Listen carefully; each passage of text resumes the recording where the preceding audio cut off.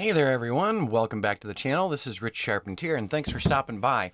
So this morning I want to do a walkthrough with Aurora Hdr 2019 and some images from my Mavic 2 Pro. So right now we're in Lightroom, so you might be saying to yourself, why are you in Lightroom? Lightroom is where I manage all of my images right now. If down the road Skylum's Luminar proves out to be a good digital asset manager, I might be switching to that. So right now we're looking at one of the images taken very recently, and it's actually part of two. Let's go right here. So this image and this image were shot together to be a panoramic. Now both of these were shot auto bracketed so that I could do some HDR work with Aurora Hdr 2019. So we're going to take this one first and we're going to open up our stack of 5 images. So this is my auto bracketing for overexposure and underexposure. And I'm going to right click in here and we're going to go down to export, and we're going to export the source files to Aurora Hdr 2019. If you can't tell, I've got a lot of export settings because I use Lightroom for everything I do photographically. So here and there, I might be pausing this tutorial as I'm not running on my iMac today. I'm running on a very old MacBook Pro. All right, so we are into Aurora Hdr and it's showing us our negative 1.3, our negative 0.7, our 0, our positive 0.7, and our positive 1.3. I'm going to do auto alignment on us because there was wind, and even though the Mavic 2 Pro is stabilized and we got the stabilized gimbal, I want to make sure that it's aligned. I'm doing ghost reduction because there might have been a little bit of movement in the clouds, and I also turned on chromatic aberration reduction. So all right, with that we're going to hit create an HDR. So as I've been playing with Aurora, the new 2019, I am noticing differences from the 2018, which is why I decided to go ahead and do this video. I'm much more satisfied with the initial results in Aurora with these images. So I think they have fine-tuned the HDR engine a little bit. And as you can see right now, it's saying loading images. So I'm going to go ahead and pause this until it starts moving through. Like I said, I'm operating on a much slower computer. As you'll note, it's saying detecting scene type and now saying detecting scene objects. So it's doing more than the old Aurora HDR engine, and we get these little messages up here. Now, in your case, you're probably going to be operating on a much faster computer, so this should go by really quick for you. And here we are at their final message, so final touches to make it awesome. So they've once again flashed through a couple of little messages. And here we go. Here is the initial HDR with no presets done on it yet. And as you'll see down on the bottom, we've got some essential HDR tools. But first, let's talk a little bit about Aurora 2019. So it's new to the market. It just came out a few days ago, and we might as well chat about it if you haven't played with this before. I do think from my testing over the weekend that Aurora 2019 might be a great editing tool for drone pilots, especially if you're interested in doing bracketed HDRs. So right away, I like the look of this better than the initial image straight out of the camera. And we've got all of our regular tools up here: file, edit, filters, mask, and your account information and updates. Below that, we've got our zoom level. So right now we're at 17%, so we could zoom in on this more. And I'm going to stop with that right there. We can also go to this little quick preview symbol. So here's what the original shot right out of the drone is looking like. So it definitely richened things up a little bit. You also have a before and after slider in here, which is a nice convenient little tool. I like that a lot. And I'm going to turn that off. You can go back, so you can undo the last thing that you did. We also have our history button right here. We've got a crop tool as well.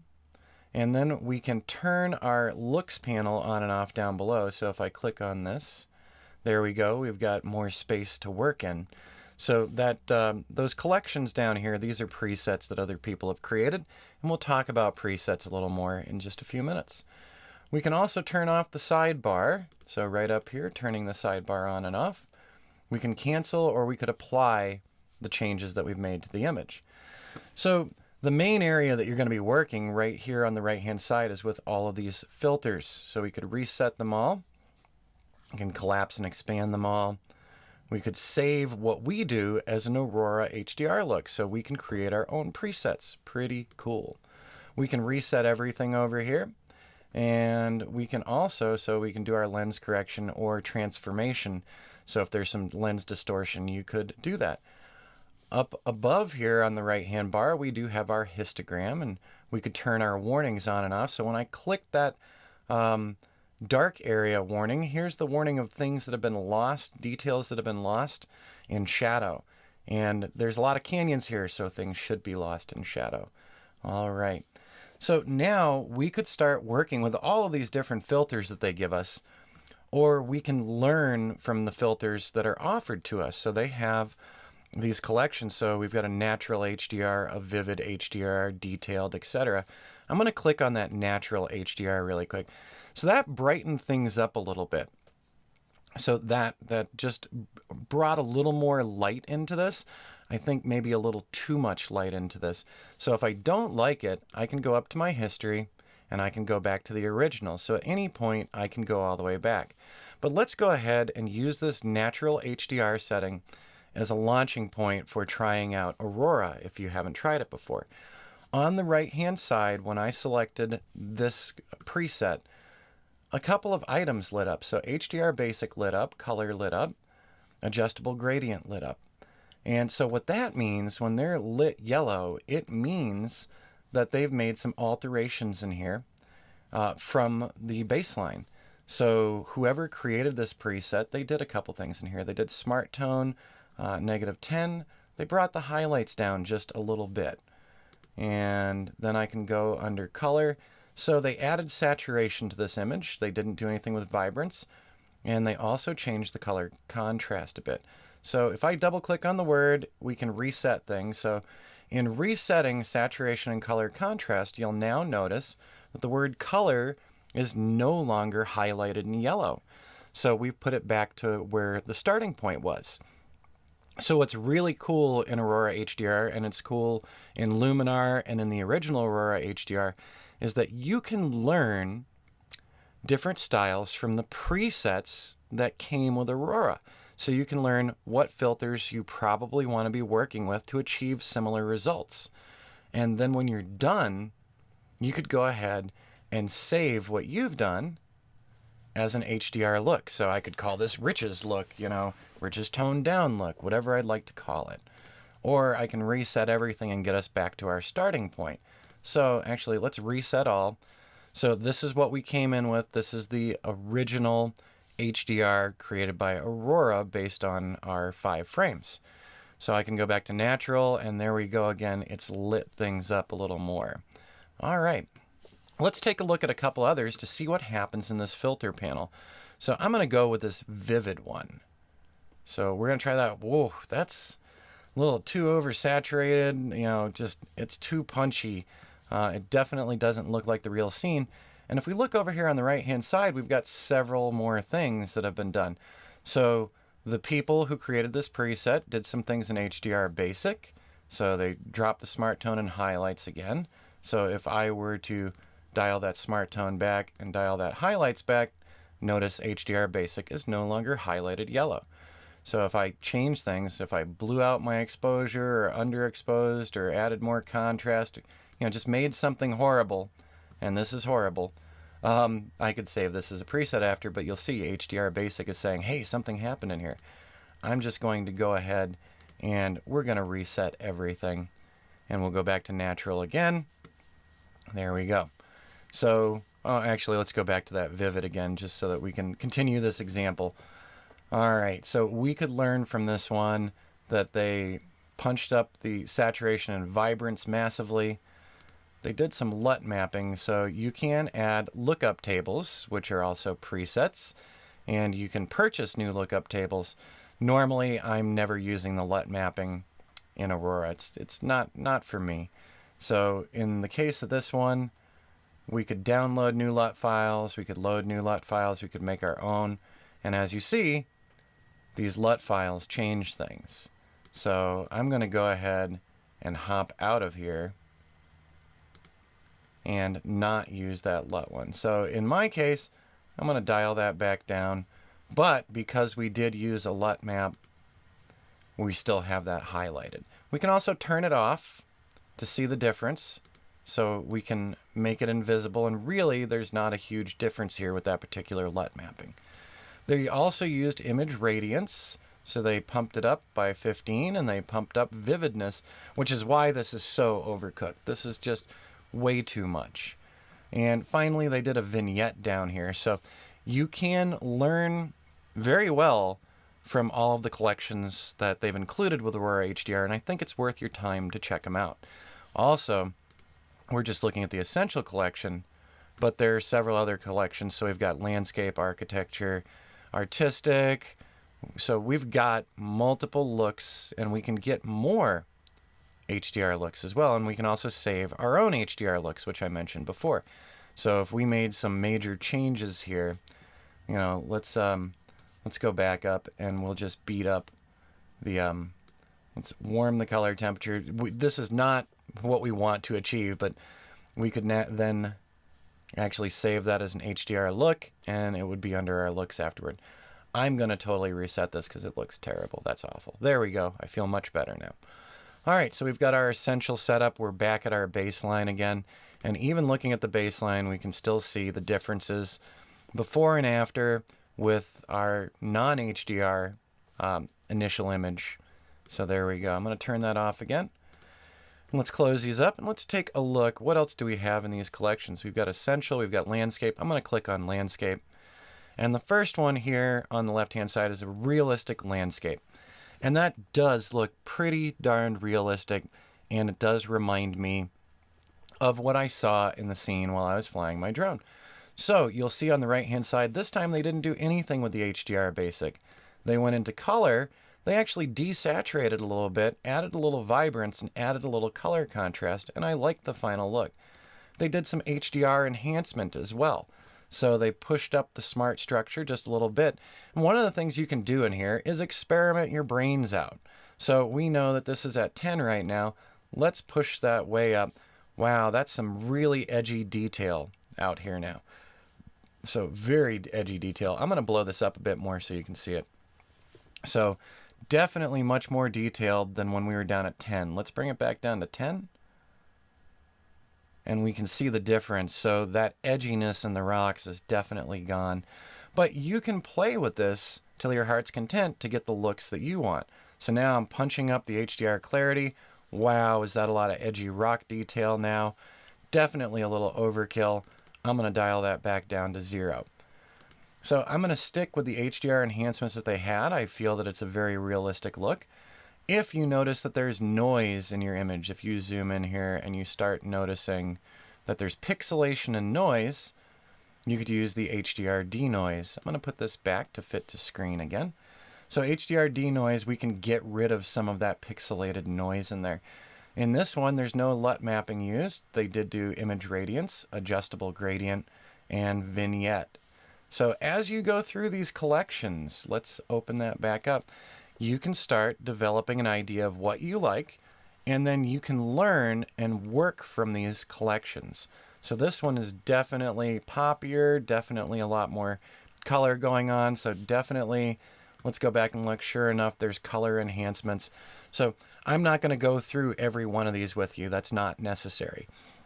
What is necessary is to give you an idea that if you try out these presets, I think your learning curve will move much faster, especially if you're not familiar with HDR, if you haven't done a lot of HDR work with your drone. So if you haven't been doing a lot of auto bracketing and you haven't used a lot of HDR tools, I think that Aurora makes it pretty easy on you to learn from the presets. And in the end, though, you're going to want your own creativity to show through here. So in saying that, you know, you can take some of these presets, but don't just stick to them. Play around with things and see what you like. I'm going to go back to the basic landscape one because, like I said, this one feels very realistic. Aurora Hdr adds some other tools for masking and painting in areas, and I wanted to show that to you. So right over here on the right-hand side, we've got the image so far as it's been done, And above that, we've got layers. So we could make a new layer, and I'm going to make a new adjustment layer because we're going to go crazy on the clouds here. We're going to make the clouds obnoxious. So here we go. Now we have our new adjustment layer, and we could even, let me see, I'm going to grab a brush here, and I can pick my brush tool. But before I do that, this new layer hasn't gotten any filters on it yet, right? Yeah, no filters at all. So I'm going to go down to HDR Details Boost, and I'm just going to punch some of this stuff up. And now it's making everything in my image, everything is reacting to this. So you're seeing the changes right here. What I want to do is grab that adjustment brush. So there I go, I grabbed a brush, and I'm going to paint only where I want that boost. Look what's happening to these clouds. That's a pretty dramatic change for those clouds. And so now I've done that brush tool, and over here on the left, now we have a mask tool, and we can see where we painted. Whoa, I painted too far down here, didn't I? So I can hold down the Option key, and you'll see in here that there's a little plus symbol, but when I hold the Option key, there's a little negative symbol.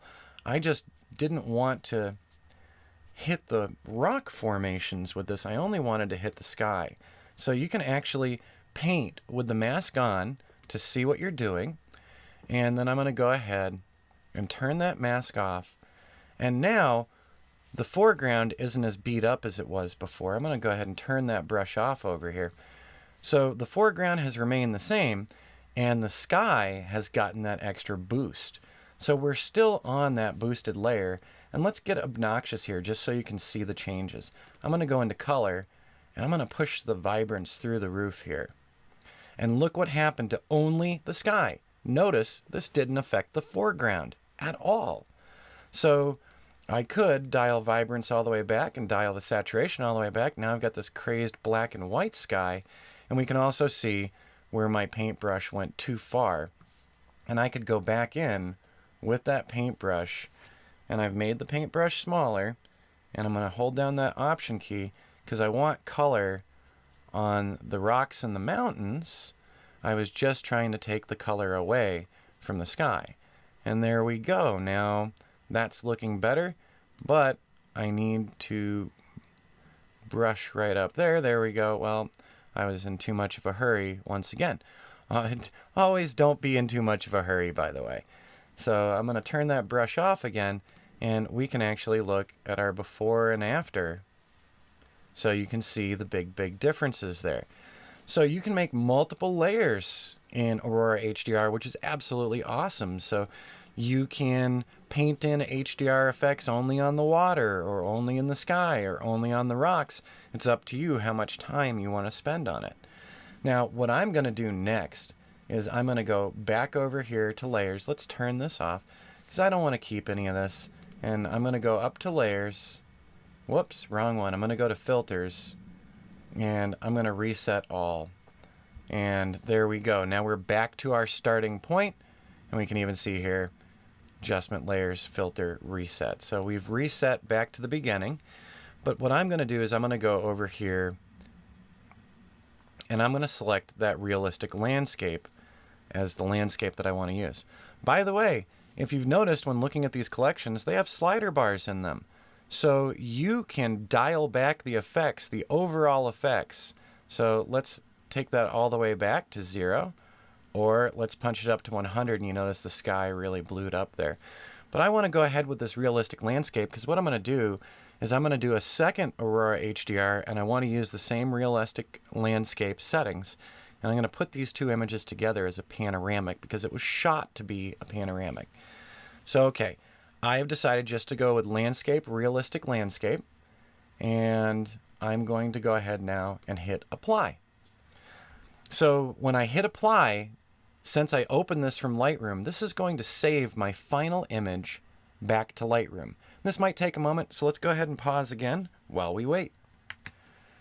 Now, once Aurora was finished applying, you can see that the final image was saved back to Lightroom. And by the way, if you're not an experienced Lightroom user, I do have an online tutorial that will take you through start to finish my full Lightroom workflow, and that's noted up here in the info cards. So if you need to learn a little more about Lightroom, check that class out. All right, I'm going to hit my G key here. So there we go. There's the first 5 images. I'm going to close that stack, and here's our HDR'd image versus the original image. So definitely punch things up a little bit. Now, the second image in this series that I shot for doing a panoramic is this group of 5 right here. So I'm going to go ahead and select this group of 5 for the second part of my panoramic image, and I'm going to do the same thing that I did with the first half, which is export. And I'm going back up to Aurora Hdr 2019. I'm going to open the source files. And once again, we're going to have to wait patiently for a few minutes. So I'm going to hit pause. And while I'm paused, we'll get this loaded up into Aurora Hdr. And we're going to pick the same landscape setup again. So I'm going to go through the same process here: auto alignment, ghost reduction, chromatic aberration reduction.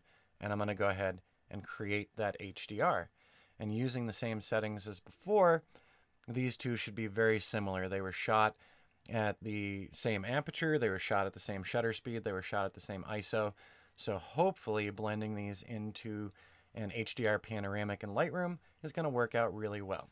Okay, here we go. We're going to pause, and when we come back, we'll be in Aurora HDR again. Okay, so Aurora has opened up with the second part of our HDR panoramic that we're building. And it stayed in landscape mode from the last image that we worked on. So I'm just going down here to landscape on the right hand side, selecting that preset, and that's all I need to do because we're not going to go mess with anything over here.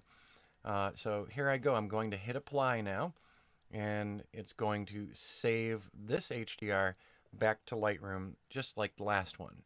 All right, I'm going to pause this one more time while it's processing. And there we go. Aurora has put the second image. There it is, our Aurora Hdr 2019 edit. And so that one just had the realistic landscape applied to it. Now what I want to do, we've got this one and we've got this one. And the two together are going to make up my panorama. So I'm highlighting the both of those. And like I said, if you're not very familiar with Lightroom, be sure to click on the info cards in the upper right, and you can learn more about Lightroom from me as well. Okay, so I've got these two selected. I'm going to right click, and yeah, I'm going to go ahead and try to merge these to a panoramic using Photoshop. So photo merge, let me see.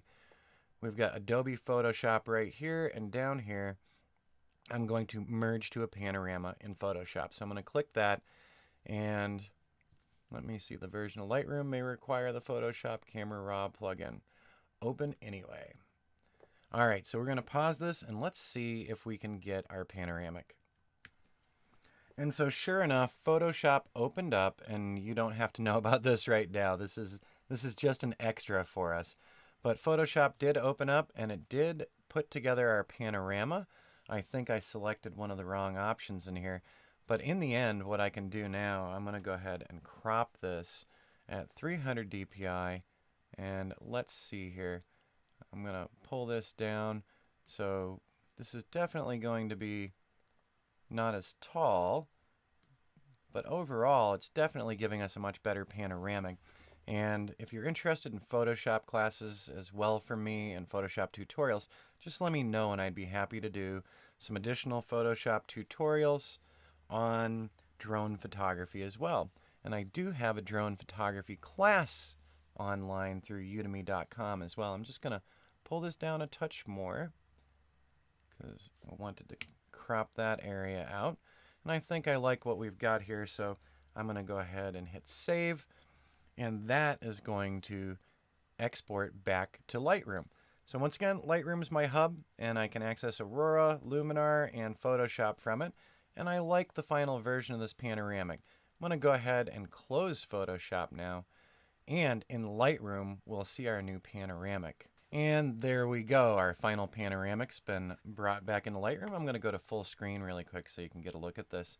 So somewhere in the middle here is where the two got seamed together. It looks pretty seamless to me. So I took two different photos that I was setting up for doing a panoramic. I auto-bracketed each of those photos, ran them through Aurora Hdr 2019, brought them back into Lightroom, and then merged the images, the final HDRs, together as a much wider panorama. And that came out pretty cool. So there we go. Here is the first HDR that went with it.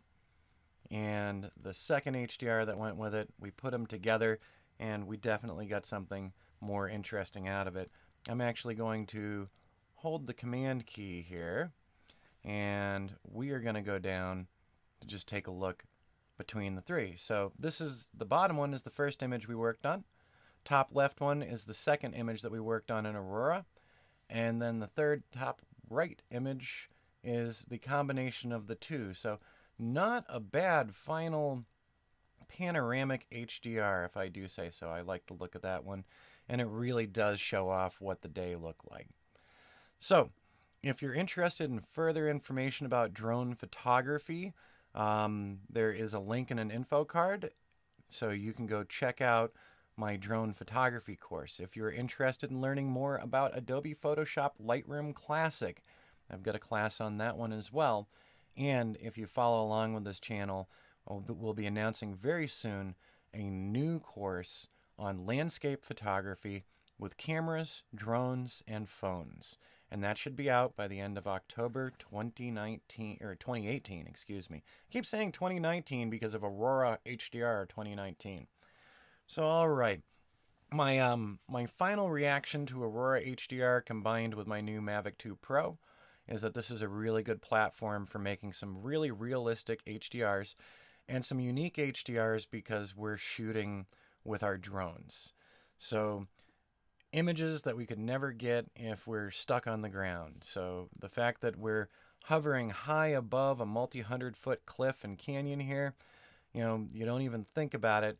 But normally, if I was down here photographing, I would be a little dot right in here. So I'd be this little dot of a guy. So this is a huge scene, and a scene that, until the recent past couple of years, was something that wasn't really accessible to most photographers.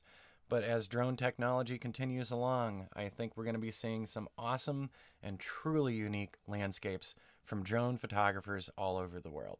Well, I hope you enjoyed. Gosh, crazy today. I really hope you enjoyed this walkthrough, and that it's given you some more ideas about what's possible and what you can achieve with your drone photography and tools like Lightroom and like Aurora Hdr 2019. So in the end, I think I'm starting to like Aurora Hdr. I did a quick one the other day on this, and now that I've had more time to play around, I'm finding that I can do much more subtle, much more realistic HDRs than the earlier version of Aurora, and I think that the workflow with it is pretty straightforward. And one of the big things I always say to people in all my classes, experiment, experiment, experiment. It cannot hurt you to load up some of your drone images into Aurora Hdr and go through and play with those sliders and all those filters that Aurora has given you. All right, everyone, until next time, I hope you have an awesome day, and I hope you enjoyed this tutorial.